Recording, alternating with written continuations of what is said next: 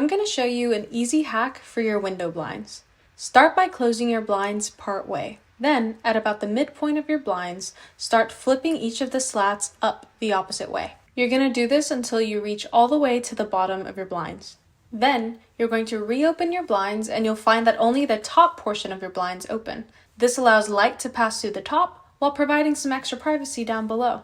It's a really simple but effective hack that you can use on your blinds, maximizing daylight without having to sacrifice your privacy. No extra materials needed. I've got a back door and window that I want to beautify. So I'm going to go ahead and take some measurements, top and bottom, and then I'm going to grab the fabric of choice. I'm going to spread this fabric out and measure it 27 inches, 3 inches wider than my door and my window. I'm going to go ahead and make a line down the middle, right at the mark there, and then I'm going to go ahead and cut it with some scissors, and then I go right down the line to make it even. Once I get that done, I'm going to need some two-sided tape. This fabric tape is great because it's sticky on one end. I'm going to go ahead and place it down one side of the fabric that I cut, peel the paper off. Once I get that peeled off, then I can go ahead and just fold it right over, and then I'm going to get rid of that bad edge that I got when I cut. Using an iron, I'm going to go ahead and make sure it sticks really good, but then I'm going to put some more tape down and peel it off because I want to fold it over one more time and give it a nice clean edge. Once I get that all solved, I'm going to go ahead and iron it one more time. Then I'm going to grab some cordless mini blinds. Starting at the top, I'm going to go ahead and extend these all the way down to the bottom. Now, I've got way too many slats on there, so what I want to do is remove the button on the bottom, and I'm going to go ahead and cut this off because I need that middle string. Once I get that cut, save that button though, but pull that middle string all the way through. Be careful not to lose this string. Once I do that, I can go ahead and cut all the rest of these shades off, but I'm going to need to hold on to about 5 of those. I put a safety pin on the bottom of that string that I saved, and it helps me push them all the way through. Again, just put about 5 of these slats. I'm going to go ahead and get back to the bottom, push the cord through right there, and then I'm going to put that button back on, but I need to tie a few knots. Once I get that, it's not going to slip through, and I'm going to use my finger and push it back on. Once I do that, I can go ahead and glue the top railing of the mini blind to the fabric. You can use fabric glue, or in this case, I used some hot glue and I used a lot of it. Once I hold it down, it's going to do great. Then I'm going to head right down to the bottom and put that on, again, using an ample supply of hot glue. Go ahead and put that down, hold it in place for about a minute, and then I'm going to take those slats, 5 of them, and I'm going to go ahead and put them in place evenly and distribute them up and down. Once I do that, it's time to put some glue on those also. Again, you can use hot glue or fabric glue.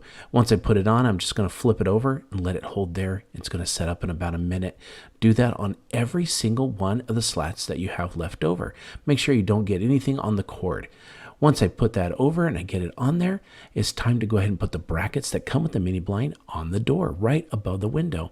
Once I get it on and it's secure, I'm going to take that mini blind and pop it into place. And it actually turned out really good. Look at this Roman shade that I made. You can go ahead and pull it down. Again, it's cordless, and once you pull it all the way down the bottom, it stays in place. I think it turned out amazing. It looks good down or up. I hope this inspired you to do your own DIY Roman shades. How can you add some pizzazz to these basic, boring window blinds? With a ball of cotton twine. I measured out the pieces to a length of 72 inches or 2 yards. I cut 41 pieces for this project.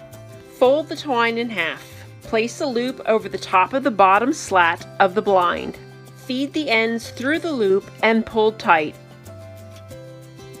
I place 6 pieces on each end and 28 in the middle. To secure the twine, make a knot by feeding the ends through the loop and pulling tight. Continue with all of the pieces. The second knot is a simple macrame knot. Using 4 pieces, make a D with the right piece. Take the left piece behind the 3 remaining pieces and through the D. Now reverse that, making a backwards D with the left piece. Take the right piece behind the 3 remaining pieces and through the D, and pull tight. Continue with the remaining pieces. This is a square knot. Using 4 pieces of twine, take the left 2 pieces, cross them over the right 2 pieces, bringing the left 2 pieces up and over.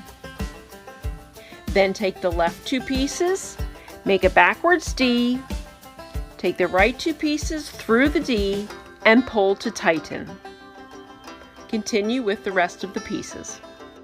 With 4 pieces wrapped around your fingers, cross over and pull the piece through the loop. Pull to tighten. Continue with the rest of the pieces, adjusting the height as needed.